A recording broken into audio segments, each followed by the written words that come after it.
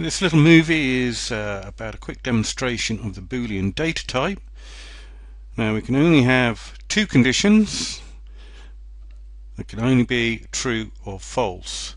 So let's see how this works. We've probably all seen Shrek 2, where Donkey, Shrek and Fiona are travelling to far, far, far away land, and Donkey keeps asking, "Are we there yet?" Shrek replies no, and then a few seconds later, "Are we there yet?" "No," says Shrek again, and this repeats a few times more, with Donkey asking, "Are we there yet?" And eventually, in frustration, Shrek shouts, "No, it's far, far away land, that's why it's called far, far away." Donkey sulks in the back seat, and after a while, a minute passes. "Are we there yet?" says Donkey, and the cycle repeats itself. And of course, this never happens in real life. So we've got two conditions: you're either there or you're not. So let's see how we can code this using our Boolean data type. If we were designing our program, we would set the destination, the name of a variable, to false, and this is a new loop called a while end while loop, and so we can say while the destination is false, in other words no, we keep asking, "Are we there yet?" And if the answer is yes, we set the destination to true, and then we can escape from the loop and display a message that Donkey's making waffles. So let's see how we can translate this design into code. Notice the advantage of using a Boolean data type is we can use a change in its state, going from false to true, to escape particular loops. In the while and end while loop, that would constantly keep repeating as long as the condition, or in this case destination, was false.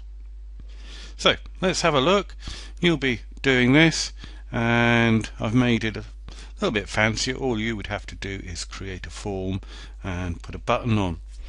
As you can see, I've improved the design interface. I've included a picture from Donkey, and if you wanted to include that, you would use the picture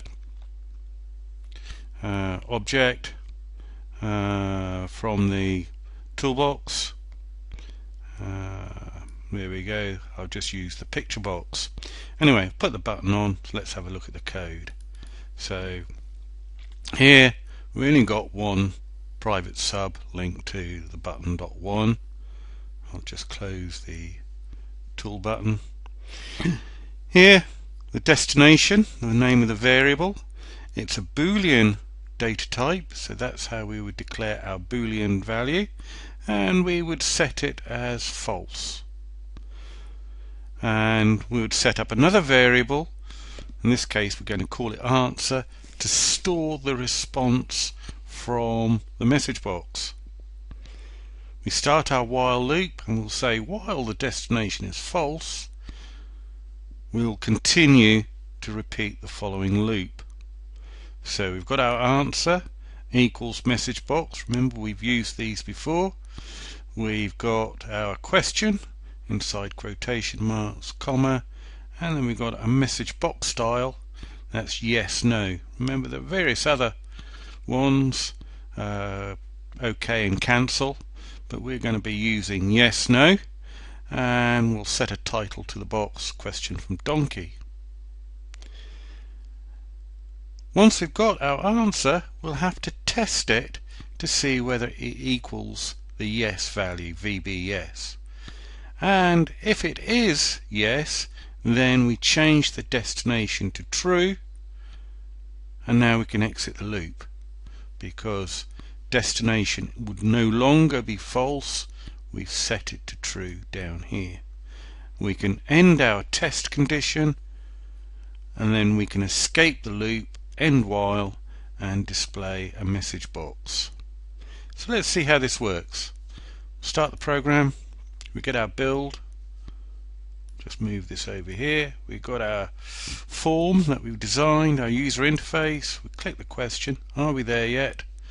And of course no, no, keeps repeating the question because the destination is false. We click yes, we get our message, cool, in the morning I'm making waffles. Click OK, we're back, we've finished the program, we're in a form, click it again, are we there yet? Question from Donkey, are we there yet? No, no, no, no, no. And we can keep clicking all day and this program would keep repeating its loop until we change the value of the destination variable from false to true by clicking on yes. And that is all there is to Boolean data types. And it also illustrates how we can use it to escape from loops. So I'll stop the program. So what you need to do is just try this out for yourself on a quick form and understand how that it works.